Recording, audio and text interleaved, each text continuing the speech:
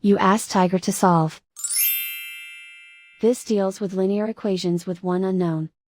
The final result is y equals 25/11. Let's solve it step by step. Simplify the expression. Expand the parentheses. Simplify the arithmetic. Combine like terms. Group all constants on the right side of the equation. Add 18 to both sides. Simplify the arithmetic.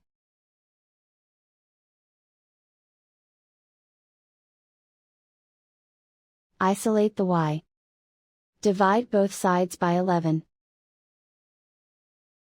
Simplify the fraction. And so the final result is y equals 25/11.